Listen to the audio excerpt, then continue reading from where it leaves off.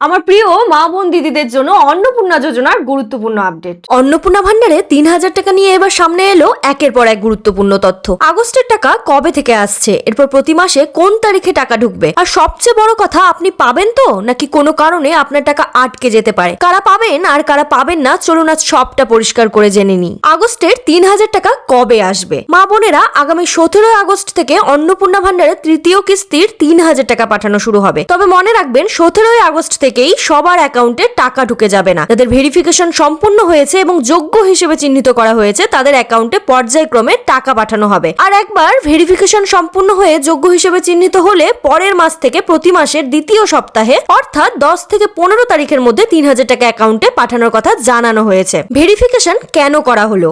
অনেক মা বোন অভিযোগ করেছিলেন যোগ্য হওয়া সত্ত্বেও তারা টাকা পাচ্ছেন না, আবার অযোগ্য ব্যক্তিরাও টাকা পাচ্ছেন, এমন অভিযোগও উঠেছিল। তাই বাড়ি বাড়ি গিয়ে আবেদনকারীদের ভেরিফিকেশন করা হয়েছে। এই যাচাইয়ের পর প্রকৃত যোগ্য উপভোক্তাদের চিহ্নিত করেই টাকা পাঠানো হবে। কারা অন্নপূর্ণা ভান্ডারে ৩,০০০ টাকা পাবেন? বয়স ২৫ থেকে ৬০ বছরের মধ্যে হতে হবে। ৩,০০০-এর কম যে কোনো ভাতা পেলেও নির্ধারিত যোগ্যতা পূরণ করলে অন্নপূর্ণা ভান্ডারে ৩,০০০ টাকা অর্থাৎ বেশি টাকার ভাতাটিই পাবেন। যারা দিব্যাঙ্গ ভাতা পান তাদের ক্ষেত্রে নিয়ম শিথিল করা হয়েছে, অর্থাৎ দিব্যাঙ্গ ভাতার পাশাপাশি অন্নপূর্ণা ভান্ডারে ৩,০০০ টাকাও পাবেন। যারা পিএম কিষাণ সম্মান নিধির টাকা পান তাদের ক্ষেত্রেও নিয়ম শিথিল করা হয়েছে, অর্থাৎ পিএম কিষাণের টাকা পাওয়ার পাশাপাশি অন্নপূর্ণা ভান্ডারে ৩,০০০ টাকাও পাবেন। এছাড়াও গ্রামীণ এলাকায় ৩টি ঘর বিশিষ্ট বাড়ি থাকলেও এবং পৌর এলাকায় জমি থাকার ক্ষেত্রেও আগের নিয়মে কিছুটা ছাড় দেওয়া হয়েছে। কারা অন্নপূর্ণা ভান্ডারে ৩,০০০ টাকা পাবেন না? কেন্দ্রীয় বা রাজ্য সরকারের স্থায়ী চাকরি, কোনো বিধিবদ্ধ সংস্থা, পঞ্চায়েত, পৌরসভা বা সরকারি সাহায্যপ্রাপ্ত শিক্ষা প্রতিষ্ঠানে স্থায়ী চাকরিতে নিযুক্ত থাকলে অন্নপূর্ণা ভান্ডারে